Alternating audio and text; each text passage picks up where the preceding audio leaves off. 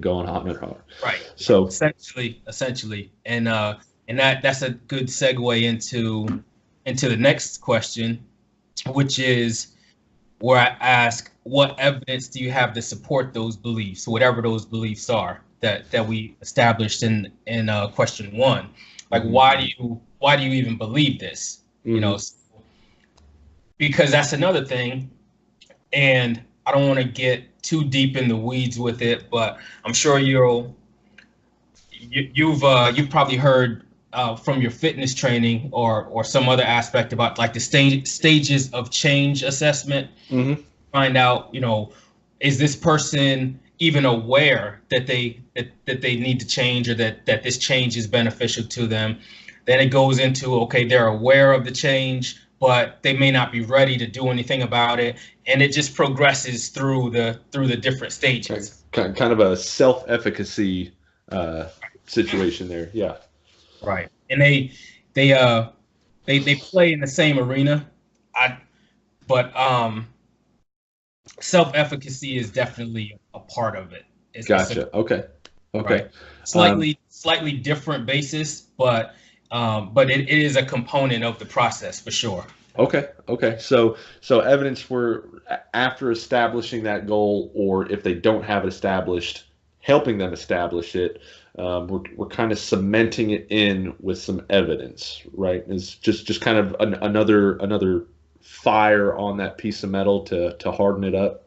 Well, it's just like what you said a couple minutes ago about the trial and failure, about that model. So we have people who may be coming to us where this may be like a 10-year thing that they've never been able to accomplish. It may be 20 years. It may be their whole lifetime that they've been dealing with this thing that they would like to change.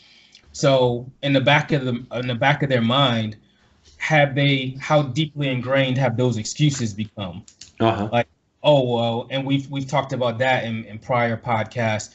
Oh, this is just my metabolism, or oh, I'm just big boned, or oh, everyone in my family is like this.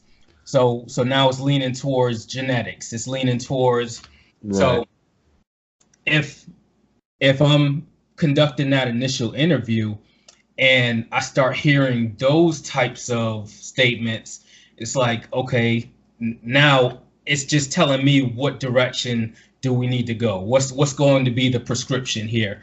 It may very well be that this person is not ready for the change that they're proposing. So I have to come up with something for that as well. Sure. So yeah, it's not like this is cut and dry, step after step after step. It's if their response is a bunch of excuses versus a bunch of understanding and reality, that's going to be dependent on how you even address that situation, right? It's not just taking the next step. You got to figure out where that step's going, how conditioned or deconditioned they are essentially, but more on the mental side. How much in reality, how much out of reality are they? How far away are they from their goal? Have they ever experienced any sort of success or not? Is it realistic, unrealistic to them? So I try to picture it's almost like a flow chart. And so I picture in my mind a flow chart, and each question is kind of pegging this potential client down through a path that goes the flow chart. And at some point it's like, okay, this is the way that we need to address this first question, and then it's really essentially it's up to them. I can put out the plan, but if they're not willing to work the plan at even that level, then it's no need in me talking about, okay, this is what you're going to accomplish in 6 months. This is what you're going to accomplish in 12 months. Because, if I can't get a 3-week commitment out of you with some solid goals that we can achieve within 3 weeks, then we don't even need to talk about 6 months or 12 months or anything like that. Right. We're just not even there yet with them. Right. So then that leads into the third question. Why is